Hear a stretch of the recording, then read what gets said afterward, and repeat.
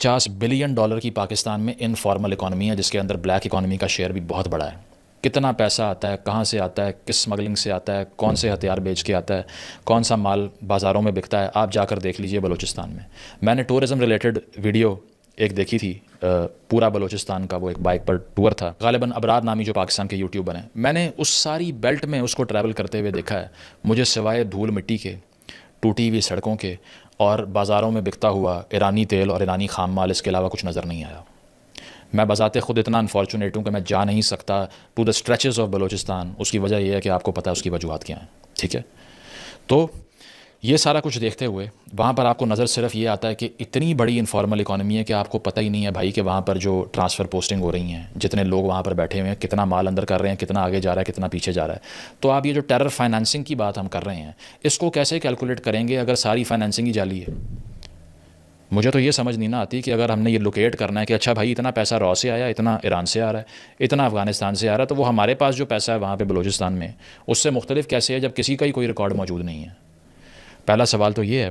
تو اس طرح سے ریسورس ایکسٹریکشن کی پالیسی رکھی پہلے روز سے، اور لوکل ڈیولپمنٹ پہ کبھی فوکس نہیں کیا، سیکیورٹی لینس سے دیکھا ہمیشہ بلوچستان کو، یعنی کہ ہیوی ملٹرائزیشن کر دی، لیکن جو سوشیو اکنامک کنسرن تھے لوگوں کے، یہ صاف پانی، یہ غذائی قلت، یہ اس کے علاوہ جو جاب کریشن کا ایشو تھا، اس کے علاوہ لٹریسی کا ایشو تھا، سٹنٹڈ گروتھ کا ایشو تھا، انفنٹ مورٹیلٹی ریٹ کا ایشو تھا، اس پہ توجہ نہیں دی پہلے روز سے، کیونکہ انہی سرداروں کو نافذ کر دیا عوام کی گردنوں کے اوپر۔ اب شروع میں تو وہ سردار سروائیو کر گئے کیونکہ انہوں نے اسٹیٹ کے ساتھ بات کر کے ایک پریوی پرس کریٹ کر لیا، انکلوڈنگ اکبر بگٹی صاحب اور دیگر سردار شروع میں بہت بڑا شیئر لیا کرتے تھے، اور جیسے ہی شیئر نہ ملا تو وہ پھر عوام کے جذبات کو یوز کیا کرتے تھے۔ تو وہاں کے عوام نے گریجولی سرداروں سے بھی معافی مانگنا شروع کر دی کہ آپ بھی ہماری جان چھوڑ دیں، اور پھر پاکستان کی جو سینٹرل گورنمنٹس ہیں، اسلام آباد، راولپنڈی ہے، ان کی طرف سے پھر ایک نئی بیوروکریسی کی قسم کی جو شخصیات ہیں ان کو استعمال کرنا شروع کر دیا۔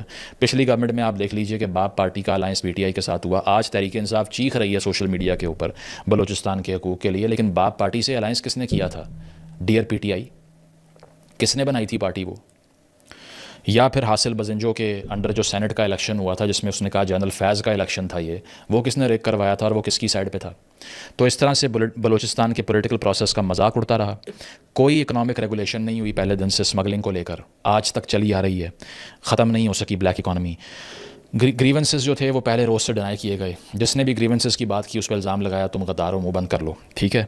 اور سب سے بڑا ایشو، اگر آپ کو یہ لگتا ہے نا کہ میں اب کسی کی بات سن کے یہ ریپلیکیٹ کر رہا ہوں، آپ میری ساؤتھ پنجاب والی ویڈیو نکال کر دیکھیے، جو میں نے بتایا کہ میں جہاں سے آیا ہوں جس خطے سے، ادھر کیا حالات ہیں، 50% عوام بلو پاورٹی لائن ہے۔ اس میں نے یہ بولا تھا، اور آپ بھی یہ خود اپنے آپ سے فائنڈ آؤٹ کر سکتے ہیں کہ جب تک پنجاب کے اندر نئے ایڈمنسٹریٹو یونٹس نہیں کریٹ ہوتے تو ساری ریاست کا یہی اشر رہے گا، کیونکہ ایک ایلیفنٹ ان دا روم ہے۔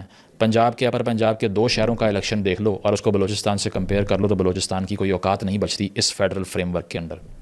تو جب تک ہم پنجاب کو ایڈمنسٹریٹو لائنز میں ڈیوائیڈ نہیں کرتے کچھ ہو نہیں سکتا، کیونکہ سارا ریسورس، اگر آپ یہ کہیں کہ ساری پولیٹیکل پارٹی کدھر کے لیے کیمپین کرے گی تو وہ یہاں کے لیے کرے گی بھائی، لاہور جیتو پنجاب جیتو، پنجاب جیتو پاکستان جیتو، ہے کہ نہیں؟ تو اسی لیے کسی اور کو کسی اور صوبے سے فرق کیوں پڑے گا؟ یہی بات میں کرتا ہوا آ رہا ہوں کہ کس وجہ سے ساؤتھ پنجاب میں یا پھر پنجاب کے دیگر ایڈمنسٹریٹو یونٹس بنانے کی ضرورت کس قدر اشد طریقے سے ہے، کہ اگر وہ نہیں کرو گے تو اس کے بعد میں یہ ڈیپریویشن کے الزام لگتے رہیں گے، اور اب انفارچونیٹ ریسزم پیک پر چلا گیا، یہاں پر بلوچ کے اگینسٹ، بلوچستان میں پنجابی کے اگینسٹ، اور اس آگ میں تیل ڈالا جا رہا ہے دونوں طرف سے۔ ڈسٹرس پیدا ہوتا ہے جی پولیٹیکل قیادت کے اوپر۔ جو لوگ 70s میں پروپوننٹس تھے پاکستان کے سیاسی نظام میں رہ کے سروائیو کرنے کے، ان کو ملیٹنٹس کے آرگیومنٹ کو ایکسیپٹ کرنا پڑ رہا ہے۔ اس کی وجہ یہ ہے کہ وہ جب اسمبلیوں میں گئے تو ان کا جو حشر ہوا، نہ ان کی کوئی بات مانی گئی، 2 سال کا اقتدار رہا، 6 مہینے بعد سی ایم بلوچستان چینج کر دیا، اور ثابت یہ ہوا کہ کوئی فائدہ نہیں ہے۔ میں اگر منظور پشتین کی بات کروں جس نے پہلے روز سے یہ سٹانس لیا پارلیمانی پالیٹکس نہیں کرنی، مجھے اس کی بات میں صرف وزن ہی یہ دکھائی دیا کہ وہ پارلیمان میں نہیں آ رہا، کیونکہ مجھے ایک ایبسولوٹ پیسمزم ہے اسٹرکچر سے۔ یہی حال وہاں پہ عوام کا ہے کہ انہیں پتہ ہے کہ یہ جو الیکشن کی شیم ایکسرسائز ہے، ہم نے ایم این اے بن کے کیا کرنا ہے۔ اگر آپ پولیٹیکل پروسیس سے ایک پورے خطے کو ہی نکال دیتے ہو تو اس کے بعد میں پھر وہ جس بھی سمت میں جائے گا اس کی کاز کریٹ کرنے والے آپ ہی ہیں۔ ہم تو آؤٹ کم پہ بحث کر کے گھر چلے جاتے ہیں، اچھا جی آج یہ ہوا، یہاں حملہ ہوا، اتنے لوگوں کی جان چلی گئی، رو نے کرا دیا، اس نے کرا دیا، یہ کرا دیا، بالکل ٹھیک ہے۔ یہ تو رپورٹنگ ہے نا، یہ انالیسس تو نہیں ہے۔ انالیسس یہ ہوتا ہے کہ اس کا نوئنس کیا ہے، آؤٹ کم تو بتا دی, کاز تو بتائیں. کاز یہ ہے کہ پہلے روز سے پولیٹیکل پروسیس کو اتنا ویکن اور ڈس انٹیگریٹ کر دیا کہ جب اس پہ کسی کو ٹرسٹ ہی نہیں رہا تو کیا پولیٹیکل گورنمنٹس بچی ہیں. یہ سارے لوگ جو بلوچستان میں سی ایم بنتے ہیں, دیگر عہدوں پہ آتے ہیں, حلقے میں نہیں جا سکتے. اور جو یہ قیادت پہ آئے گا اس کے بعد میں وہ جب کچھ کر نہیں پائے گا تو پھر عوام اس سے سوال کریں گے, اسی لیے وہ عہدہ لیتا ہی نہیں ہے. اختر مینگل نے ریزائن نہیں کر دیا آپ کے سامنے, ٹھیک ہے. اس کے علاوہ دیگر جو لوگ تھے جو کہ ابھی بھی پاکستان کی ریاست کے ساتھ انگیج کرنے کے پرپوننٹ تھے, وہ بھی سسٹم سے باہر بیٹھ گئے جا کے, انہیں بھی امید نہیں باقی بچی. تو یہ سارا ایشو. اور دوسرا یہ کہ الیکٹورل مینیپولیشن, یعنی کہ الیکشن کی کنسسٹنٹ ریگنگس. کبھی آپ کو کسی پارٹی کی طرف سے یہ بتایا گیا کہ بلوچستان کے حوالے سے ہمارا ویژن یہ ہے, یا کوئی پولیٹیکل لیڈر بلوچستان کے شہری کے ساتھ کنیکٹ کرتا ہوا نظر آیا آپ کو؟ نہیں آئے گا, because it's none of the priorities. 8-10 بندے خریدو, 20-20 کروڑ دو, میجورٹی بناؤ اور ایک نیشنل گورنمنٹ ٹائپ چیز وہاں پر آئے گی, چلتے رہو وہاں پہ. آج تک بلوچستان اسمبلی کا ایک اجلاس میں نے تو نہیں دیکھا جس پہ کوئی آرگومنٹ پہ بحث ہوئی ہو ٹی وی کے اوپر, کیونکہ سب کو پتہ ہے ربر اسٹیمپ ہے. اور اس کے ساتھ ساتھ اگر مسنگ پرسنس کا ایشو دیکھا جائے تو وی بی ایم پی کہتی ہے 5000 ہیں, گورنمنٹ کہتی ہے 2700 ہیں. آئین کا آرٹیکل 10 یہ کہتا ہے کہ ایسا ہو ہی نہیں سکتا.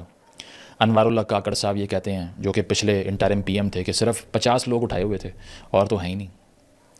ان کے اوپر بھی آپ دیکھ لیجئے کہ وہ 50 بھی, وہ اگر اتنے ہی تھے تو پھر وہ 50 چھوڑ کے مسئلہ حل کر لیتے. لیکن آپ دیکھ لیجئے کہ اس کلیم کی کیا کریکٹنس ہو سکتی ہے. وہی محسن نقوی صاحب والی بات کہ ایک ایس ایچ او کی مار ہے بلوچستان, تو وہ ایس ایچ او ہے کہاں, آج تک مل نہیں رہا. اس کے علاوہ جو انفراسٹرکچر پروجیکٹس تھے اس کا میں نے آپ کو بتا دیا کتنا شیئر ملا, کچھ نہیں پتہ.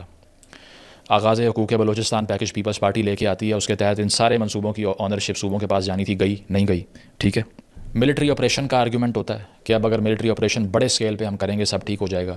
وہ تو 48 سے ہو رہا ہے, وہ تو 48 سے ہمیں کرنا پڑ رہا ہے. جس طرح جو لوگ آج کل بات کرتے ہیں نا کہ بینک کرپٹ ہو جائے گا پاکستان, اور بینک کرپٹ ہو گیا ہے پاکستان, تو میں نے کہا کہ بھائی پہلے دن بھی ایسے ہی تھا.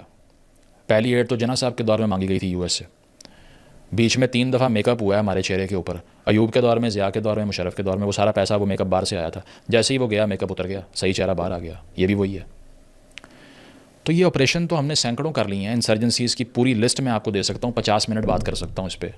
کوئی ایک ایسا ایشو نہیں جس پہ ہم نے بات نہ کی ہو بلوچستان کے حوالے سے, جس کی ایک لمبی تاریخ ہے. لیکن اس کے بعد آپ کو آئیڈیا ہو جائے گا کہ یہ سلوشن الٹیمیٹ ہے ہی نہیں, کبھی نہ ہو سکتا ہے. تو ہم نے ایک وہ کلونیل پروجیکٹ جو کہ برٹش گورنمنٹ کرتی تھی, سرداروں سے بات کی, کنٹرول کیا, وہ چلا لیں گے, ان کو پیسے دیے, کچھ لوگوں کو بانٹ دیے, انہوں نے کچھ جیب میں ڈال لیے, یہی چلایا پہلے روز سے. ادھر ہندوستان میں پرنسلی اسٹیٹس میں الیکشن ہو گئے, نہرو صاحب نے کہا کہ بھائی سارے انسان بن کے الیکشن لڑو, اور ہم نے کہا کہ جس کو آپ ایم این اے مانیں گے اس کو بنا دیں گے. آج بھی یہی چل رہا ہے, ٹھیک ہے. وہ کدھر گئے قاسم سوری صاحب, مجھے تو نہیں پتا. ان کو تو لوگ کہتے ہیں وہ شاید ایتھنک بلوچ بھی نہیں تھے, یا ان کا اسٹے لے کے ڈپٹی اسپیکر بنے رہے ہیں اتنا سال. یہ چلتا آیا ہے شروع سے. عبد المالک بلوچ صاحب کدھر ہیں, اختر مینگل صاحب کدھر ہیں, بزنجو صاحب کے ساتھ کیا ہوا, حاصل بزنجو کے ساتھ کیا ہوا آپ کے سامنے ہے, ٹھیک ہے. بگٹی صاحب کے ساتھ کیا ہوا آپ کے سامنے ہے. میں یہ نہیں کہہ رہا he was a force for good, لیکن یولوجائز کرانے کے لیے موقع تو آپ فراہم کرتے ہیں نا. پہاڑوں میں مشرف صاحب پہنچ گئے پیچھے, ان کے کیا ملا, کچھ بھی نہیں, زیرو آؤٹ کم. تو اگر اس پولیٹیکل پروسیس میں جان ہوتی اور یہی منظور پشتین اور یہی مارنگ بلوچ الیکشن لڑ رہے ہوتے, تو آپ پھر حساب لگائیے کہ کتنا آسان ہوتا ہے ان کو انگیج کرنا. لیکن چونکہ اس پولیٹیکل پروسیس کو ہم نے بالکل شیم ایکسرسائز بنا دیا, تو پھر اس کے بعد چاہے گوادر کی تحریک ہو, ہدایت الرحمان صاحب کے انڈر جو مچھلیاں پکڑنے کے خلاف, پانی سپلائی نہ کرنے کے خلاف تھی, یا پی ٹی ایم ہو, یا بلوچ یکجہتی تحریک ہو, مینیج کرنا مشکل ہوا ہوتا ہے. اس کی وجہ یہ ہے وہ سسٹم سے باہر ایگزسٹ کر رہے ہیں, سسٹم پہ بلیف ہی ختم ہو گیا. تو اگر ایک عام شہری کا سسٹم پہ بلیف ختم ہو جائے گا, پھر وہ ریڈیکل ہے, پھر وہ اس کی ذاتی ذمہ داری کے تحت اگر وہ پیسفل ہے تو اس کی مہربانی ہے. ادروائز اتنی ہوپ ختم کرنا is always dangerous, always dangerous.